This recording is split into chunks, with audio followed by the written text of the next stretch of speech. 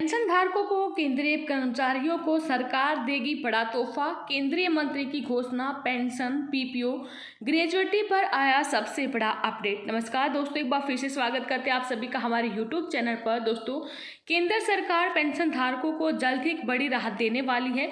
दरअसल pension and pension भोगी कल्याण विभाग द्वारा पेंशन के लिए सिंगल विंडो पोर्टल की स्थापना की गई है। इसके साथ ही पेंशन नियम सहित अन्य मामलों के निराकरण भी किए जाएंगे।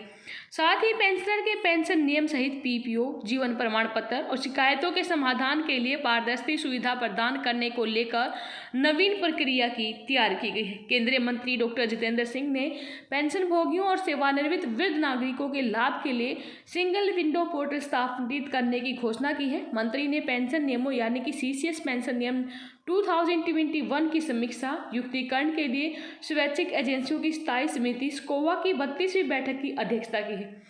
जितेंद्र सिंह जी ने कहा कि पोर्टल देश भर में पेंशन धारकों और उनके संघों के साथ निरंतर संपर्क को सक्षम करेगा और त्वरित प्रतिक्रिया के लिए नियमित रूप से उनके इनपुट, सुझाव और शिकायतों को भी प्राप्त करेगा।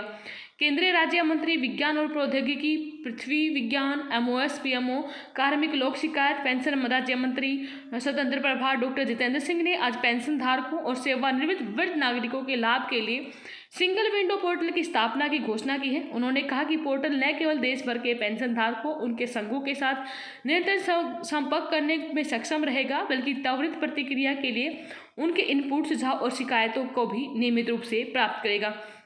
पेंशन नियमों यानी सीसीएस पेंशन रूल 2021 की समीक्षा युक्तिकरण के लिए भी यहाँ पर उन्होंने 32वीं स्कोवा मीटिंग को संबोधित करते हुए कहा कि प्रधानमंत्री मोदी के तहत 2014 के बाद से कई क्रांतिकारी बदलाव आए हैं। आम आदमी के लिए ईज ऑफ लिविंग लाने के लिए पेंशन नियम में संशोधन किया गया है। जितेंद्र सिंह जी ने कहा कि कॉमन पेंशन पोर्टल का उद्देश्य है पेंशन भोगियों के लिए अपनी शिकायतों को उठाने और व्यक्तिगत रूप से विभिन्न अधिकारियों से संपर्क किए बिना उन्हें हल करने के लिए एक सिंगल विंडो डिजिटल मैकेनिज्म बनाना है।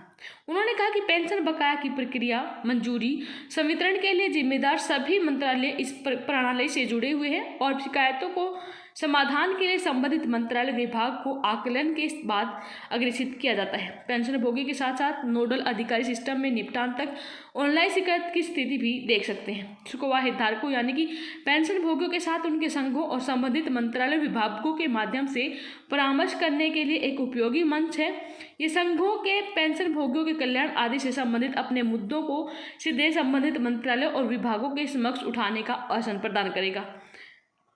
यहाँ पर उन्होंने स्पष्ट किया है कि संशोधित नियम पेंशन, पारिवारिक पेंशन या फिर ग्रेच्युटी की राशि की पात्रता के संबंध में कोई बदलाव नहीं करते हैं। हालांकि नए नियम केंद्रीय सिविल सेवा नियम 1972 में कई नई नीति और प्रक्रियात्मक सुधार लाते हैं। साथ ही पुराने नियमों के कुछ प्रावधानों को नियमों से हटा दिया गया है।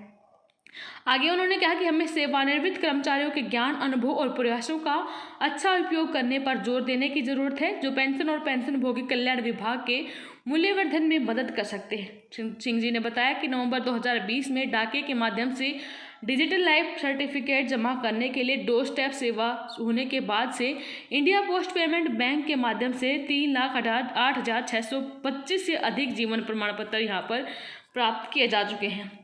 तो यहाँ पर टोटल जो भी हमारे पेंशन धारक हैं उनकी समस्याओं के समाधान के लिए एक सिंगल विंडो सिस्टम शुरू किया गया है। अब आपको दर दर की ठोकरें खाने की ज़रूरत नहीं होगी।